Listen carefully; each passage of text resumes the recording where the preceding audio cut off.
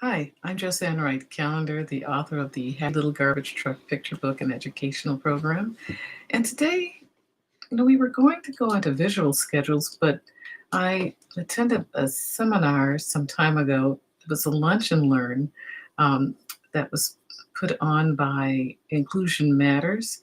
It's an organization in Los Angeles that works with setting up playgrounds for children with special needs and so many more other things, especially during this coronavirus period. They've been doing some online Zoom meetings for parents to help them adjust to teaching their children at home. And they cover a range of topics. And so I'll put a link to their organization in the description box so that if you're interested in finding out more information about their organization and their multiple offerings that they provide for free for the community, of parents and children with special needs. I just truly believe you'll appreciate that, having that information. So today, we're going to talk about sensory needs. And now, Marnie Norris, the Senior VP of Programs, gave a really detailed description of what these are, but I'm going to recap them. And then in the following conversations, I'll talk about what you can do at home to meet the needs of your child, because every child is unique. But we all have these sensory needs. And when we talk about sensory, you think about the five senses, touch, smell, sight, hearing, and tasting. Um, However, there are three other sensory um, areas that children with special needs tend to have need assistance in to diminish the amount of sensory input that they're receiving or to receive more. But I'm getting ahead of myself.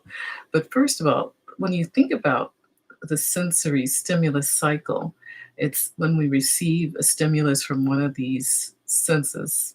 We can touch something, we feel it, our sensory receptors are generated, and then the sensory information goes into our brain and it's organized, interpreted, stored, and then later on we have this to refer back to.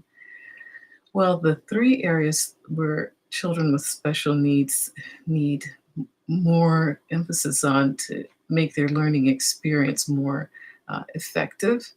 And if you're neglecting any of these areas, it could diminish the amount of information that the child is able to receive, because these other areas are causing them to be more distracted by uh, their need to have these areas addressed. So one of these areas is proprioceptive senses, and that's our joints, muscles, and tendons and inner ear that detect motion and where we are in space.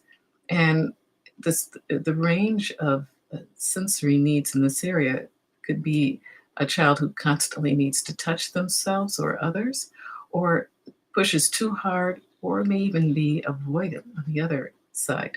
I had one child that would always like to jump from really high areas, and we had to be very careful of taking him outside. And he would just always need that to feel that he's jumping down, and he felt that in his muscles and joints and tendons. And so we got a heavy vest for him. One of our occupational therapists decided with some. Now, this is something that truly you really do need to talk with a professional. You can't just assume that this is what your child needs, but this particular child needed a vest that had weights in it. And then he was also the child that we would wrap in a blanket and give him some stimulus by the pressure. Also, this is through an occupational therapist. But, as your child, if you have your child evaluated and you find out what it is that they need, this can be some of the therapy that you can provide at home, depending on your child's needs, of course. Now, there's the vestibular area. We talked about proprioceptive. The vestibular area is that sensation we have when we're in a roller coaster, and our bodies organize its sensations for speed, direction, motion, balance, and gravity. And so these receptors are located in the inner ear, and they allow us to judge how fast to run across the street when the light's changing, even manage multiple tasks and have coordination, balancing. And there's much, much more in that category. Interoceptive was a new area for me and to hear about. And it has to do with the internal sensors that line the respiratory and the digestive membranes. So it can coordinate responses to hunger, heart rate, breathing, fatigue, and even going to the bathroom, knowing when to go. Now, each one of these sensory areas can be over or under responsive. And so when we're structuring our classroom, we have to set up our learning areas in our environment to be able to focus on the needs of our individual child so that they're learning the best way they can in each one of these areas. And so tomorrow, we're going to take a closer look at the areas, and I'll talk with you then. Bye-bye.